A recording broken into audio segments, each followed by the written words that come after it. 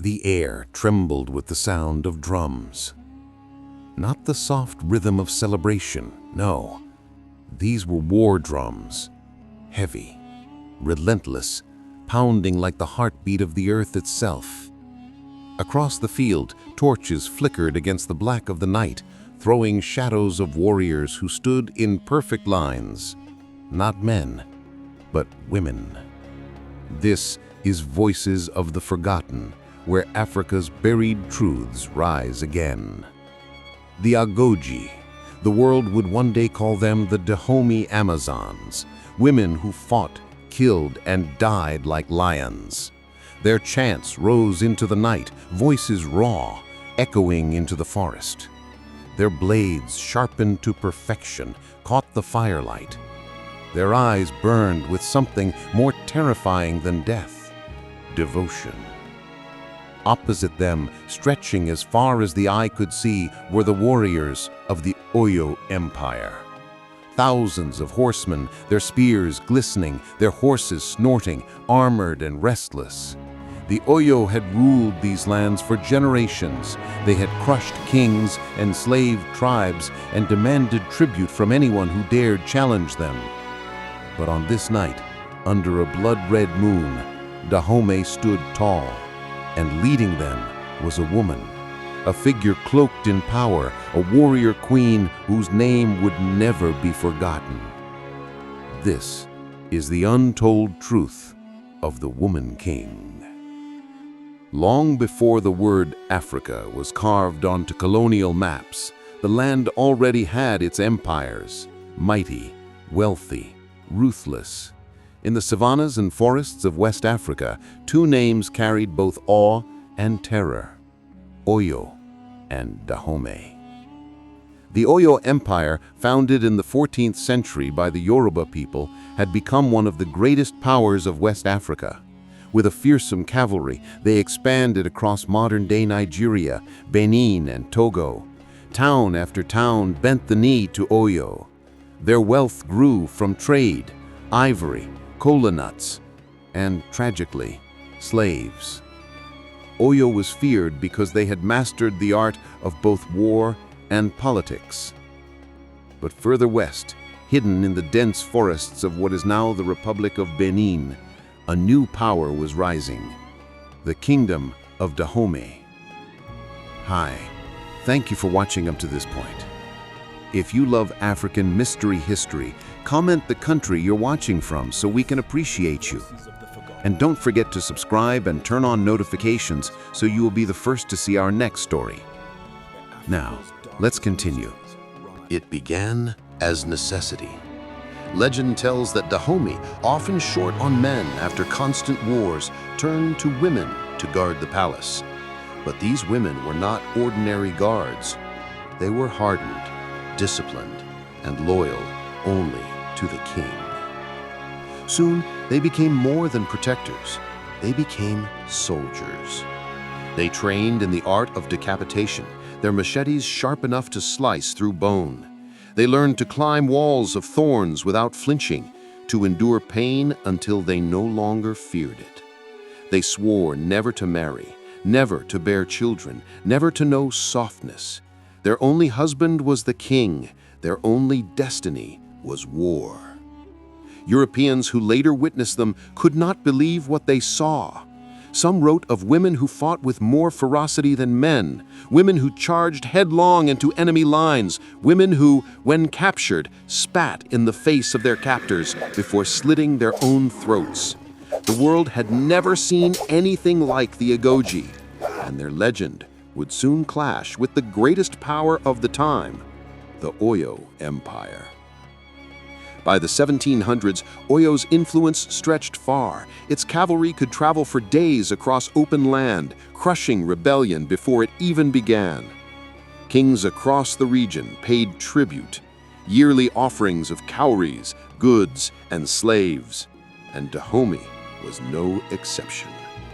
The kings of Dahomey hated it, to bow to Oyo, to watch their wealth flow eastward, to kneel when they longed to stand tall. But Oyo was too powerful. Their horses were unstoppable in the open fields, their armies numbered in tens of thousands. To defy them meant annihilation. So for years, Dahomey swallowed its pride. Tribute was paid, Oyo grew rich, and the smoldering fire of rebellion in Dahomey grew hotter. History remembers King Agaja, the fierce ruler of Dahomey in the early 1700s, but behind him and around him stood the Agoji. And by the mid-18th century, whispers tell of a woman leader among them, a commander whose voice could silence men, whose blade cut down enemies like stalks of grass, a woman who would inspire the legend of the Woman King. It was under her shadow that Dahomey began to rise. First, Agaja expanded Dahomey's borders, seizing Alada and Waida, two coastal kingdoms vital for the Atlantic slave trade. This made Dahomey both feared and wealthy, as European ships now anchored at their ports. Oyo, enraged at this boldness, demanded heavier tribute. But Dahomey had tasted power. And with the Agoji swelling in numbers, thousands strong, the kingdom prepared for war. Picture it. The year is 1726. The plains outside Dahomey's capital are soaked in blood. Oyo's cavalry thunder across the fields, their hooves pounding like war drums. But they meet something unexpected. Walls of spears. Women standing shoulder to shoulder, chanting in unison. The Agoji. Oyo charges again and again, their horses colliding into a storm of machetes and arrows. The women do not break.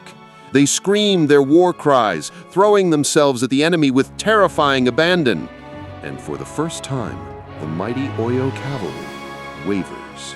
Though Dahomey lost many battles in those years, they also won, and every victory carved the legend of the Woman King deeper into history. But here lies the truth that history often hides. The rise of the Woman King, the strength of the Agoji, the defiance of Dahomey, it all came at a cost.